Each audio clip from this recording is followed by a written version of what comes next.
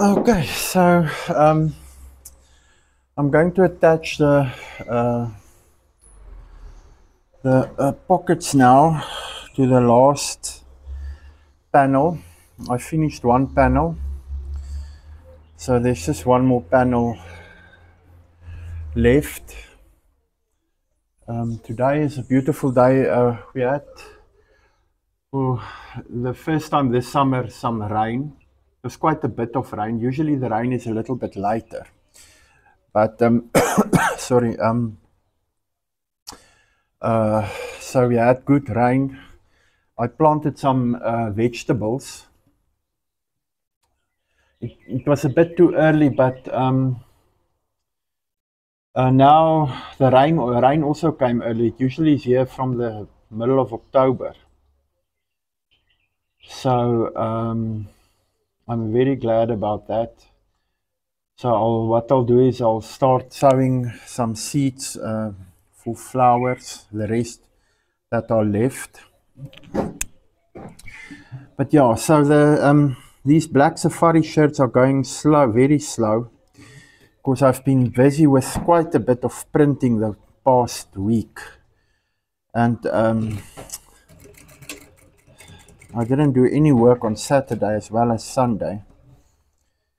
So today what I want to do is, if there's I don't have so much print work. I finished early this morning already. So what I'll do is I'm just going to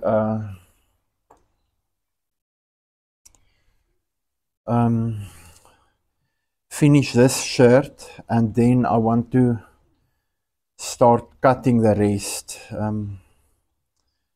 my plan is to finish it today. In any case, I'm updating my process as well a bit to make sure that to streamline it a bit, so that when I do the bulk now of the black safari shirts, that I just follow that process and get it done quickly.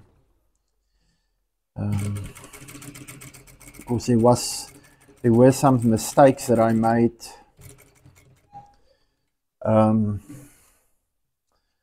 with the process previously, so I want to update everything and make sure that things are absolutely correct, because then it just goes fast. The other thing is, in any case, tomorrow I'm not going to I've got other work tomorrow that I need to finish. Actually, I want to go to the shop and purchase some textile for now I made a mistake here. Let me just put it in there, and then hopefully it will be fine, and take it back. And purchase some textile for some other pants that I need to make for a client. I normally don't really make clothing for clients, but that client, I took his measurement, and he's actually a good client of mine. When I do the bigger signage and the printing, then what he does is he transports for me. And in any case, it's just a pair of simple tracksuit pants. I need to go and buy the cloth tomorrow, so this one is fine. These pockets all get a bar tack, or a zigzag with the length of the stitch is shortened. It's called a bar tack, just here to support the pocket, because these are utility shirts at the end of the day. So the idea is to make them strong. This cotton linen is Rami linen is very, very durable. So and although the shirt is not really created for that purpose, it will withstand the test of time if you do the bar tack there for the pockets. These pockets are unique to the safari shirts, actually. And the way they made are they've got this slit here, and it opens up. If you put more stuff, the pocket will open up inside. But I think people will rarely put stuff in there, but it doesn't matter. It's part of the safari shirt, old traditional safari shirt tradition. So I'm actually not sure what they call this pocket. It's called something. I'll have to check again, because it has got a specific name, these pockets.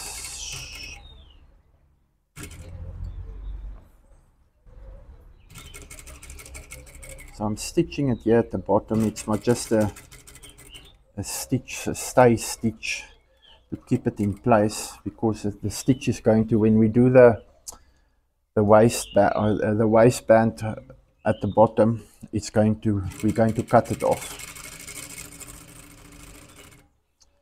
But yeah, I must honestly tell you, I'm looking forward to this, to how this pocket is going, this safari shirt is going to turn out, because but I'll see. I'm making this one for myself as a test, just to get into the process again, and then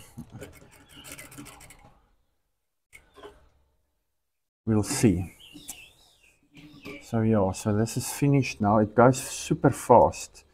So when I cut the bulk of the rest of the bulk of the shirts in,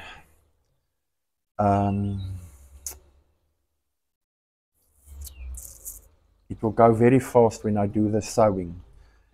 But I do know that I will have to go and buy more cloth. I need more blue, brown, and black.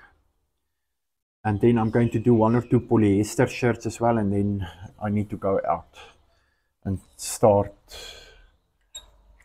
I finished the pamphlets, and the business card design is almost finished. And then I just need to do the printing, and then when I go out to the stalls, at least I've got some paperwork. But yeah, this linen is lovely. It's a lovely cloth.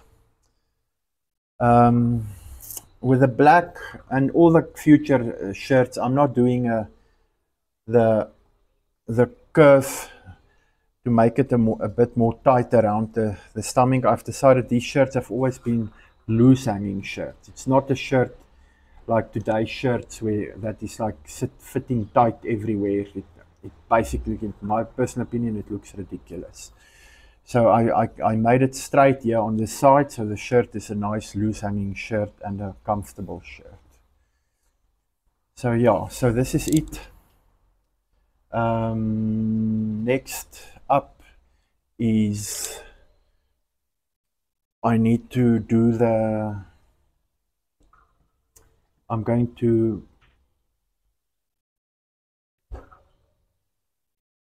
put everything together and then attach the process I created. Said I must do the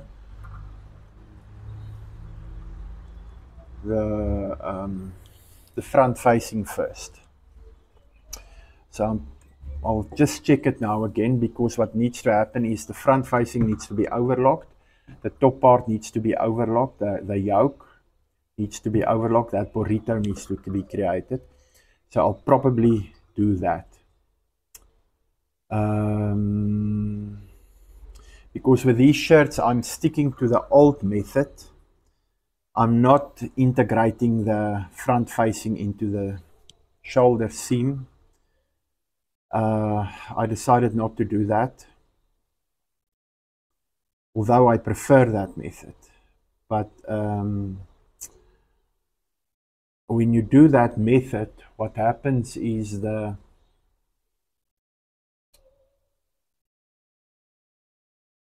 you have to attach the collar afterwards, and so the collar gets sewn on afterwards, and I don't like the way that it's connected here to the front, here to this part here, this placket front facing part so I decided I'm just going to stick with the old method and continue with that. The other shirts I created, the brown safari shirts, turned out well with the old method. So yeah.